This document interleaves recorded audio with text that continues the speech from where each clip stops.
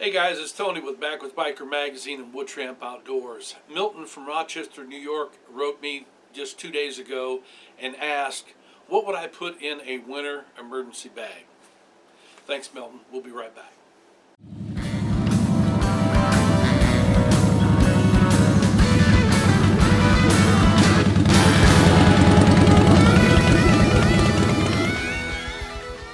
All right, guys, welcome back. Again, Milton, thank you for the question. It's very, very important. You've heard me say on many occasions, every vehicle should have some type of e-bag in it, some type of emergency bag. It's not a get-home bag. It's not a bug-out bag. It's an emergency bag for an emergency situation that you might be put in.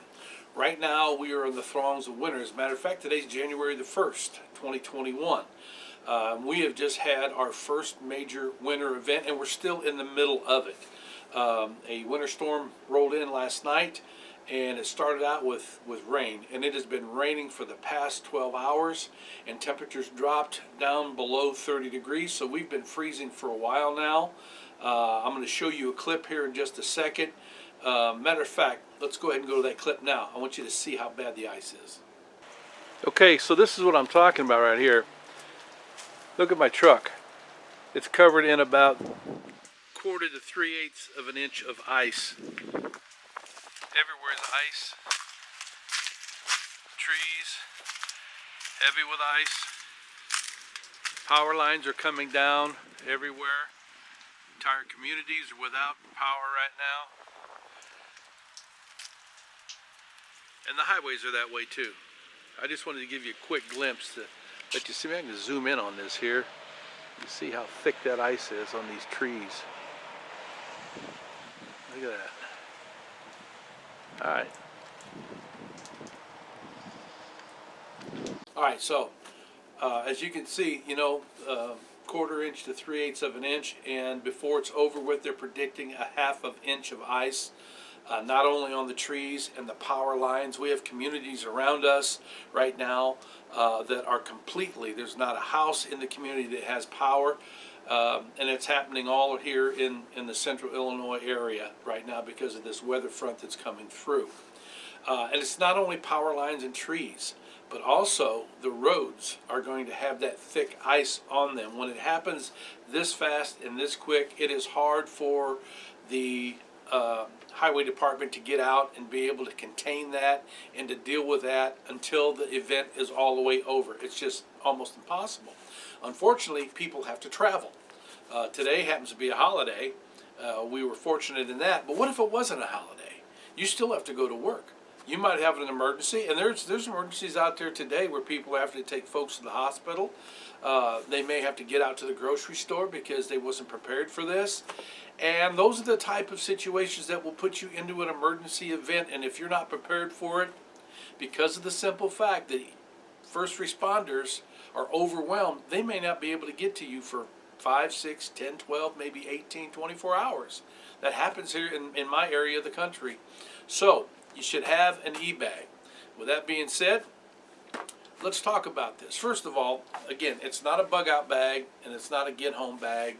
It's not anything like that. It is for one purpose. I travel every day, one way, 40 miles, back 40 miles. So that's 80 miles a day that I'm on the highway. And I travel, whether it's ice conditions, snow conditions, just, that's just what we deal with here. So I am smart enough to know, because I've been off the road before, that if I were to get down into a ditch or into a culvert, somewhere, and had to call for an emergency vehicle, and they said, hey, look, we got you on the list, we'll get you in about the next 6 hours.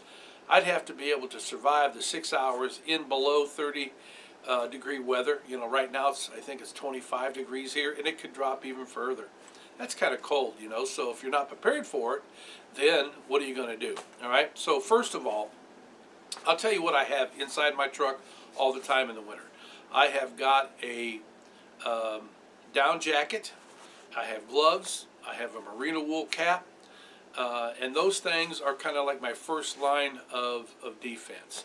The rest of it is right here in this little bag. This isn't anything special. This is a real cheap tactical style bag. I wouldn't use this as a tactical bag. It just happens to look like one, but it's very cheaply made. But it's not going to be carried. It's not going to be dragged through the bush. Matter of fact, the first time that we used this, Rocky had it on. He broke the buckle, just tightening it up the first time. So that's what I'm saying. It's not made for humping out anywhere. But it is good enough for me to be able to fill it for what I think I would need, just in case I get off the road and have to wait for first responders. All right. So first of all, we're going to talk about, we got to do something to keep warm. What I have to keep warm is this right here. This actually came out of Battle Box. This is a whoopee that is designed to keep you warm.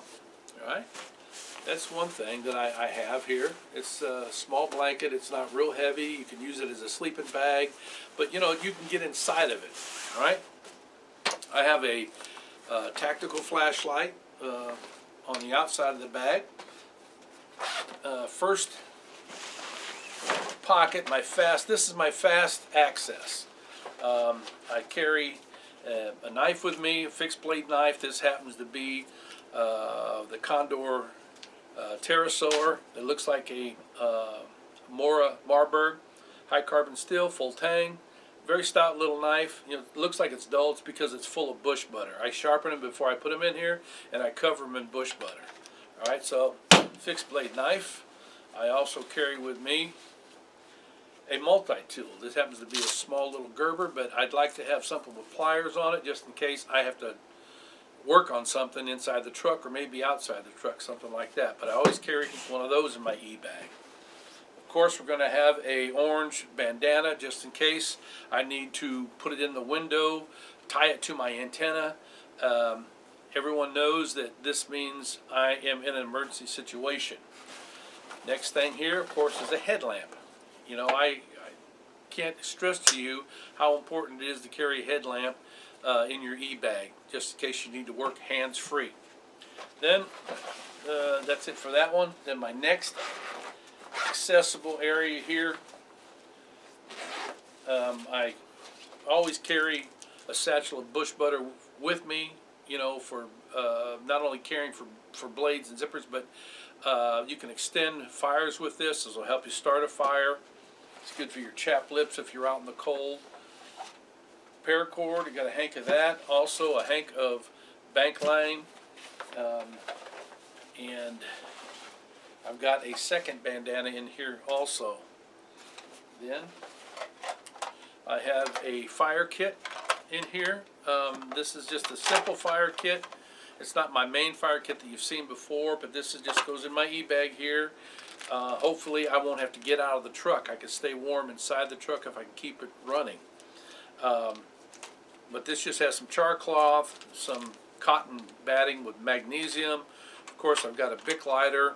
I've got fat wood in here, several fat wood sticks, and this is an Exotac ferro rod. These are really nice. Everything I need. Bic lighter, I said, so that is my fire kit that I keep. Hopefully I won't have to get out of the truck, because then you're talking another problem. Okay, next is this beeswax candle from Wood Tramp Gear. Okay, it's 100% beeswax, and the reason I carry this is because I also carry a can in my truck. It's just like a tomato can, a tomato juice can. You can use a smaller can, but if you will light this candle and drop it down inside of that can, it becomes a heater, just in case your vehicle is disabled and will not run. You still have access to some heat. And because you're using beeswax, it will not smoke and it will not congest you in the truck, but you still have to crack the window just a little bit, to get the fumes out. This one I happen to have a purple marker, and this one here, keep that in there. And I keep a 1-inch roll of Gorilla Tape, is my favorite tape to carry. Have that. I also have, here, look at this here. This happens to be a USB micro cable to charge my flashlight right here. So that's important. And then on the side, I've got 2 bottles of water, and I can get by for up to 24 hours on just 2 bottles of water. Okay, I'm not going to take the other one out. And then inside the main compartment of the bag, I got some foodstuffs here. You know, got a little pleasurable feel-good candy cane there from leftover. This is some trail mix with a couple handmade caramels that Liz makes for me. And it doesn't look like very much, but believe me, you know, that's more than enough for me for 24 hours. And I have here also this another little bag of foodstuffs. It's got some MRE peanut butter and jelly and some hot cocoa and some electrolyte. It's got some matches in there, sugar, just stuff like that. You know, again, more than enough that I would need for 24 hours. I've got an extra pair of leather gloves that I keep in here. Bleed kit, as always. These are so important when you're talking about being put in a life-threatening situation. Hopefully, when you go off the road, you don't cut an artery, but if you did, this bleed bag would save my life. Okay, next thing is stove.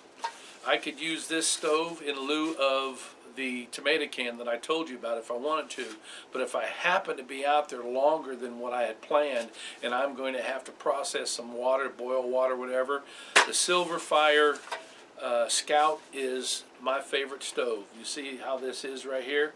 We've got a video out on this, and out of the hundreds of stoves that we have seen, the Silverfire Scout, if you're looking for a bush stove, this is the guy. This was Bush Stove of the Year, and if we did bush stoves in 2020, this would still be Bush Stove of the Year, because we've seen so many. We've seen probably about 10 more stoves in 2020, but we didn't do a project on that, so we didn't do any videos. But yeah, Scott Albee put this together. It's a gasification stove, and again, it's the best one on the market. And then as a breaching tool, defense tool, I carry some type of tomahawk. This happens to be the McPherson tomahawk. This is truly overkill, you know, but it was one of those that I don't use very often because it's a tactical axe. You know, it doesn't really have any bushcrafting qualities as far as I'm concerned, because it's just strictly made for tactical. But I can get out of my vehicle with this if I need to, with this super sharp point right here. It's not made for getting out of a vehicle. That's helping people's brains get out of their skull if you happen to be in that type of situation. It's a super nice axe, but again, it's not something that I would use for bushcrafting, so I put it in my e-bags. You know, it's a nice axe. Tomahawk. And then I have this by Atomic Bear, this bivvy that I can get inside. I can actually put this inside the sleeping bag from the whoopee I have, and these two combined would keep me warm probably, I don't know, maybe down to about 10 below zero, you know, with my clothes on. That's a good one. And then I always carry a hooded merino wool gaiter. Very, very warm. Next thing here is the Arcturus survival blanket. It's super heavy duty. I know a lot of people take these bags and they just throw them on their shelves. I do not. This happens to be one of those super duper blankets, tarps. You know, it's got the aluminum space blanket here. These are super good blankets here. But I don't get rid of the bag because, again, if I happen to be out there for a long time and I have to collect water, I can do it in this bag. I can gather whatever I might need to get something done.